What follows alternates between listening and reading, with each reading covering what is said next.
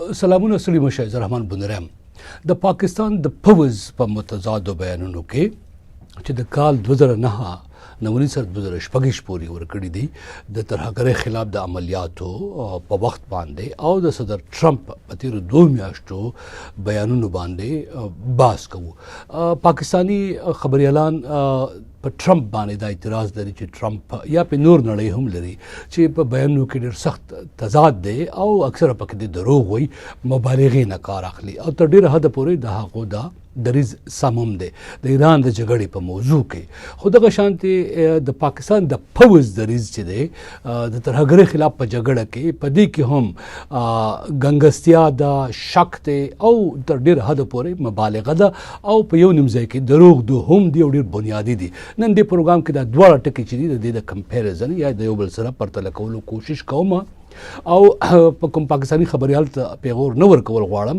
حقیقت دا دی چې کله یو پاکستانی خبريال په اسرائیلو اعتراض کوي چې اسرائیلیان چې دي ظالمان دي او ماته واقع به په اخره کې وي چې په جروشلم کې یو پاکستانی خبريال د اسرائیلی پوزي سره جنگیده چې تاسو ډیر ظلم کوي نو هغه راياد شو چې بیا ورته ما سوال د فاټا پاکلا واغې څه جواب راک هغه په اخره کې وي. ما خو د پاکستان د پوز او د ولسمشر ټرمپ په خبرو کې چې کوم تضاد کاری داسې معلومیږي چې دوه سکه ورونه په یو موضوع باندې یو شان باندې نور کوي یا پلا راځو یو شان باندې نور کوي. مثال په توګه اولمبه کې منګه د پاکستان هغه رخصاته کو خبره او د ټرمپ خبرو ته راشو په کوم باندې ډېر خلک متفق دي او د اتفاق لري چې وو ټرمپ کله کله څنګه دروغ ویلي دي. مثال په توګه ډیرو خلکو به باس کړي خو زه به لږ مختصر درته وایم چې روان کال د فروری په 28 هغه ویل چې د 4 تر 15 ونو پورې د عملیات پلان شوی وو خو د وخت نه ډیر مخکې منګه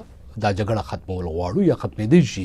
بیا په مارچ 9 باندې یو بیان ورکړ چې ایرفورس 1 کې د امریکا د صدر یا د ولسمشر لپاره ځانګړي الوتکه کې چې سبا ډیر چټک روان یو او تقریبا کمپاین بشپړ شوه دی. خو هم په دغه ورځو کې یو بل بیان ورکړ چې دا دغه چې دی جګړه چې دا سیده چې دا منګه ترسو پورې بریا په مکمل توګه نه ویلان کړي نه به ختمو. په مارچ باندې یو بیان ورکړ د انتخابي کمپاین په وخت باندې په امریکا کې چې دوی دا جنگ ګټلې دی وی وین. بیا دا سیده چې په مارچ په 19 یو بیان ورکړ په 19 دا بیان ورکړ چې موږ د وټلو لپاره تیار نه یو د ایران په موضوع کې. بیا دا وکړه په مارچ 9 باندې سه بچي امریکا د ډیرو شرطونو لپاره موافقه لري حتی د نیت د خوالي لپاره تیل هم لګلې دي. خو تضاد دا دی چې په سوشل باندې هغه لیکل وکړل چې سبا د مارچ په 28 بیا دریز بدلوي وایي امریکا خای په بشپړ ډول وزي او د هرمز تنګي امنیت به اروپا ته پرېږدي. لومبه وی چې منګه دا نیولې دی به اروپا ته پرېږدو. په جون کې بیا بیان ورکړ سبا چې رسمن جګړه پای ته رسیدلې ده خو جګړه لا اوس روانه ده لازمه ده موجود ده او ټرمپ چې دی هغه وایي چې اوس مذاکرات ته ورنږدې شوي دي. داسې نور هم ډېر زیات متضاد دعوې دي د صدر ټرمپ د ایران په جګړې په موضوع باندې او حقیقت دا دی چې په دې کې ډېر خلک دې باندې اختلاف نه لري. پاکستان کې البته خبريالان په د پورې خان دي یا په نړۍ کې خان دي. البته پاکستان کې د پاکستان د پوز د ترهګرۍ خلاف جګړه چې ده په هغې باندې باس کوو. زه تاریخ درته وایم نیټه درته وایم د عملیاتو نوم درته اخلم او تاسو ته بیا تبصره په اخره کې وکم. البته نن د پاکستان د پوز داوا داده نننۍ داوا داده چې 29 ترهګر په شمالي وزیرستان کې وجلې دي او د پاکستان د سټریټیجیکو مطالعاتو مرکز د مې د میاشتې ریپورت چې کوم ورکړی وو هغه دا چې پاکستان کې 128 بریدونه شوي دي شپږ پکې ځانمرګي وو د ټي ټي پي او بیلې کړي دي په دې کې په ریلګاډو د حملو نه علاوه سیاسي مذهبي مشران عام خلکونه یو پورې وجل شوي دي او تشبه ته پوجان وجل شوي دي. دا ځکه وایم چې پاکستان د کال 2009 راځي د پاکستان د پوز چې کوم عملیات کړي دي او کوم داوی کړي دي هغه نه اندازه وشي. مثال په توګه پاکستان پوز چې دی په سواد کې په 2009 کې د راه حق اول په نوم عملیات شروع کړل او چې دا پوره شو وي ترهګر مو ختم کړل.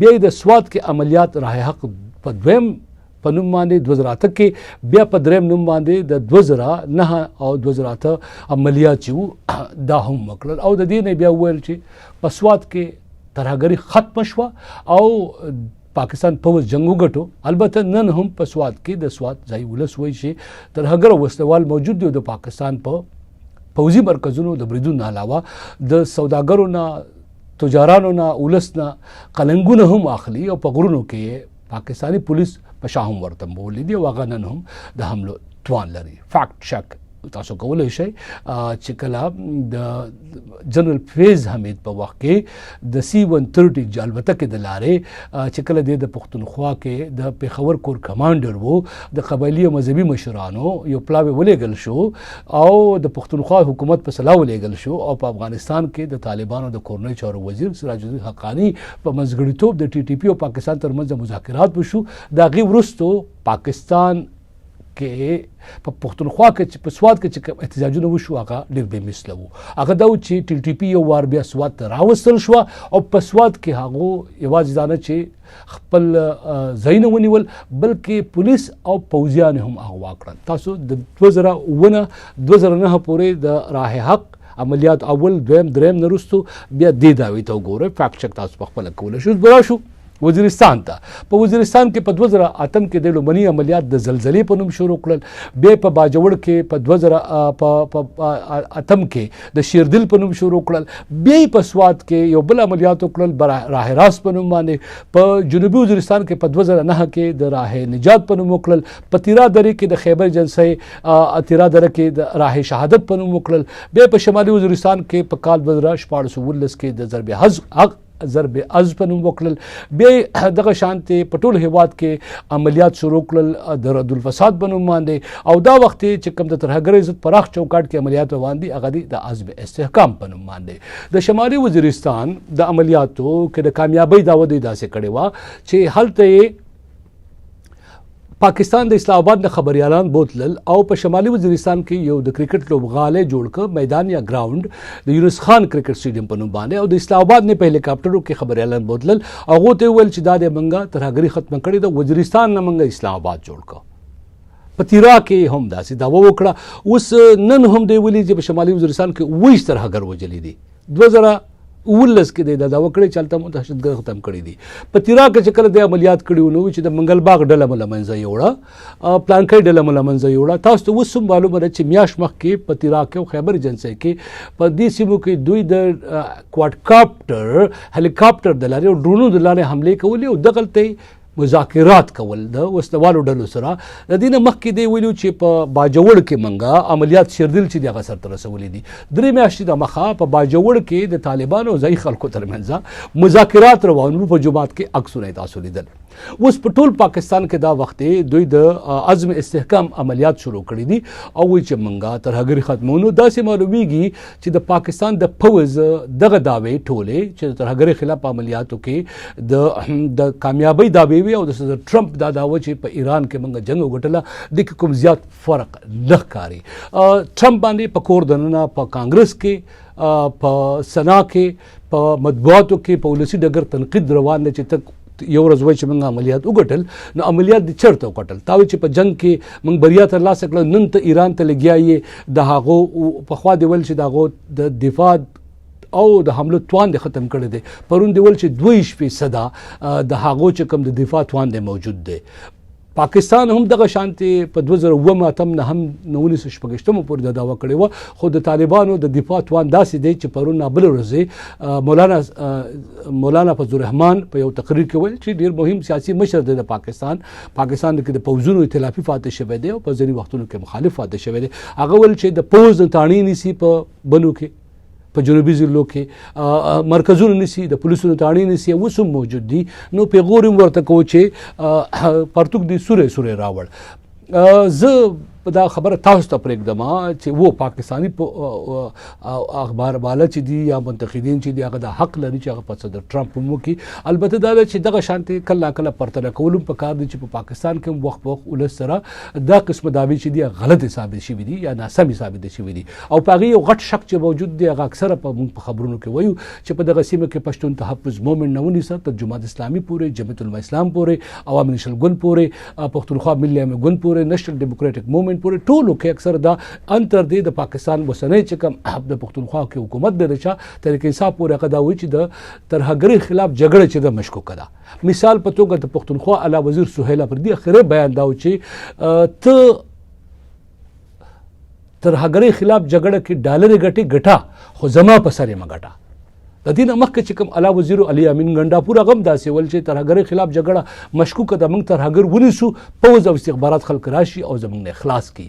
نو څنګه چې په ټرمپ دلته شک موجود دی، دغه شان شک چې دی په پاکستان کې، پاکستان په پوځ باندې، د دې باوجود چې هغه ترهګرۍ خلاف د دعوه کې دا هم وایي چې د دې پوځیان وژل شوي دي، زیان ورسېدلی دی، تاوان ورسېدلی دی. اوس خو ټول تور خیر پر افغانستان ورپورې کوي او په هندوستان ورپورې کوي، خو پخوا دا تور بدل و. اوس به راشم د پاکستاني خبریالۍ هغه واقعیات چې زه په کال 2023 کې په جروشلم کې وم. زه د یو تعلیمي سفر لپاره چې د ابراهیمي تړون په موضوع باندې مې مرکې کولې ورغلی وم. نو د ویسټ بینک چې ورته وایي، غربي غاړه چې ورته وایي، غزې څړانګه نه یادوم، غزې څړانګه یو خواته ده، شمال ته ده، ویسټ بینک چې دی غربي غاړه چې ده په غرب کې ده، او په منځ کې اسرائیل دی د دې دواړو طرفونو ځان ځان لدي. زه د غربي غاړې خبره کوم چې د محمود عباس واکمني ده. نو موږ ته یو اسرائیلي پوځي ښودل، یو څو مات ګاډي ودرولي وو، په کې سوري وو، په هغې باندې حملې شوې وې، او ځینې کورونه راته ښودل چې په هغې باندې د مرمیو نښې لیدل کېدې، او ویل چې دا د ګوره موږ د دې ځای نه 3,000 نه زیات غربي غاړې نه فلسطینیان راځي اسرائیلو ته، او دلته نوکرۍ کوي، او موږ یې راولو د دې ځای نه تېرېږي او بیا خپل کورونو ته ځي. نو پاکستاني خبریاله چې وه هغې ورته ویل چې تاسو خو ډېر ظالمان یې، هغه مو محصور کړي دي، یو دیوال یې ورته خو شپول چې شپول به ورته جوړ کړی دی. او بیا زموږ سره خواته یو چک پوسته وه، هغه چک پوسته یې ورته وښوګور چې ګوره دی په دې چک پوسته کې دا ښځې او سړي راځي او تاسو د دوی دلته لټون کوئ او تلاشي کوئ، او دا ظلم او جبر دی او د دې نه قلار شئ. هغې خبره تر ډېره حده پورې په خپل حساب سره ښه وه. بیا دغه پاکستاني خبریال نه ما تپوس وکړو چې کوم اخبار لپاره کوي، هغې د کار کوي، هغې د انګریزي ژبې د اخبار نوم واغسته، ما په کوم ښار کې کار کوي؟ وی په لاهور کې، اسلام آباد کې، په کراچۍ کې. ما ته کله وزیرستان ته ورغلی یې؟ وینا ما په وزیرستان نه چې کله د کانګورم نه یو ترور ناروغه را روانه شي او پېښور ته لیډرینګ روغتون ته راځي یا یو مشر، نو تا ته معلومات شي په څونه چک پوسټو راتېرېږي؟ هغې وینا ما په 28 چک پوسټو راتېرېږي، په 28 چک پوسټو باندې راتېرېږي. ما ته ولې وزیرستان ته نه تللی؟ ما کله مقرره ترلاسه کړې، ما وزیرستان ته تللی نشي ته ځکه چې د پاکستان پوځ دې نه پرېږدي، دلته خو هم خبریالان ته راوستي دي. نو هغو ته ما وایي چې په اسرائیلو په ظلم سره سره او په دې باندې نرتوب سره سره دا ښه خبره ده، خو تاسو باید د وزیرستان او د باجوړ او د کورمې او د ورغزو د سوات د دې سیمې د اولس چې هغه کډوال شوي دي، هغه په خپل وطن کې دننه چې کله علاج لپاره ځینو په چک پوسټو راتېرېږي، د هغو تلاشۍ اخیستل کېږي. په دې باندې هم د خبریالتوب چې دی زړورتیا وکړئ. بهرحال د نن ورځې دا پروګرام هم دې ځای کې راغونډوم چې واشنګټن صدر ولسمشر ټرمپ او د پاکستان د پوځ بیانونو کې زیاتره چې کوم توپیر نه ښکاري، یو شان ښکاري. صدر ټرمپ هم دعوې داسې دي چې زیاتره اعتبار پرې نه کېږي، او د پاکستان د پوځ د ترهګرۍ خلاف په عملیاتو باندې هم په دغه سیمه کې د بې اعتبارۍ یو غټ علت چې دی موجود دی. او ما تاسو د هغې هغه کرونولوژیکل اډر چې دی یا بیا هغه دغه چې دی هغه ترتیب چې دی هغه وښو چې په کم کم سیمه کې د عملیات کړي دي. اوس هم نن 28 ترهګر دی موږ وژلي دي، او په تېره میاشت 128 ترهګرو حملې چې دي په پاکستان کې شوې وې. خپل خیال ساتئ.